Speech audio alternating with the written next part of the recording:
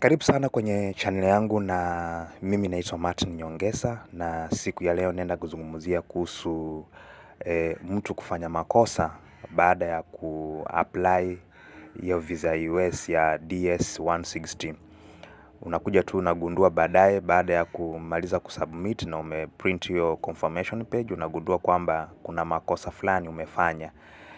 Na kama unaweza kuwa umefanya, kama unaweza kuwa umegundua hayo makosa before ukuje ufanye booking, ni vizuri kuanzisha application nyingine mpya, na because ukianzisha application nyingine mpya utapewa ID nyingine ya hiyo form tofauti na ile ya kwanza. Kwa hivyo unatakana uanzishe application nyingine mpya na ukafill this time around. Natakana uwe makini sana ufill, ili ukifika hapo kwa kusubmit uhakikishe kwamba umesubmit vitu venye unajua haujamake makosa. Alafu ukimaliza kusubmit hiyo new, sasa hiyo new ndio utakuja kufanya nini? Kubook nayo appointment, ama utafungua ile website ya kubook appointment, ndio ubook appointment na hiyo new application. Mara nyingi unaweza kuta watu wanaweza gundua makosa baada ya kumaliza kuapply hiyo DS-160, na pia amekuja akabook appointment kabisa hata ashalipa, na akakuja akafanya nini? Akagundua hiyo makosa. Kuna email fulani hivi yenye siku moja nimewahi contact watu wa consulate ile ya US. Kuna email nilipewa, lakini sijui niliandika wapi. Hiyo email ilikuwa inasaidia sana, kwa sababu ilikuwa kama mtu amefanya makosa wakati wa amefanya hiyo process yote na ashalipa. Wewe kenye unaweza fanya ni kwamba unaweza jaza form nyingine, na ukimaliza kujaza hiyo form unaweza ingia kwa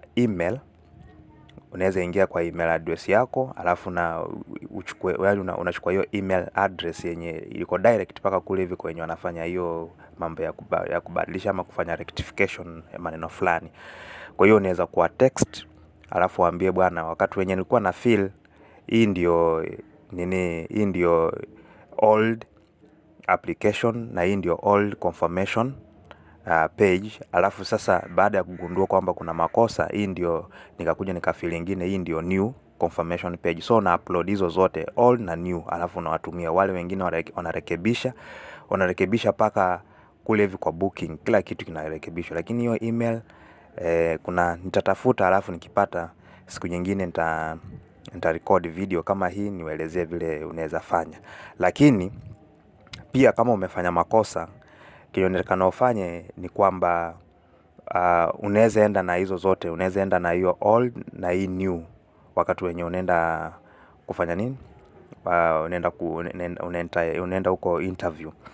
So kenye unatakana ufanye hapa ni kwamba ukimaliza kufill hiyo form na ukakuja ukagundua kwamba umefanya makosa na ushalipa kabisa, ni vizuri unaweza anzisha page nyingine, na sasa uprint pia confirmation mpya. Alafu wakati wa kuenda kule hivi wa interview utaenda na zote, waambie bwana, ulifanya makosa na sasa hii ulikuja ukarectify hivi.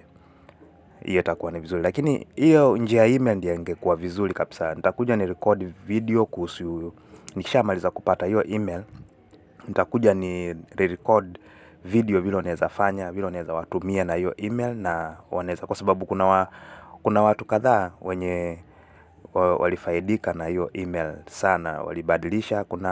Kuna mwindi fulani alikuja akanicontact na nikampatia hiyo email. So nitajaribu kumtafuta, nikipata hiyo email bila shaka naenda kurecord video nyingine ya, alafu sote tutapata kufanya nini? Kufaidika. Asante kwa kutazama hii video, na kama hujasubscribe ningependa uchukue muda wako subscribe, ili wakati mwingine nikiweka video kama hii utakuwa kwanza kwa kutazama.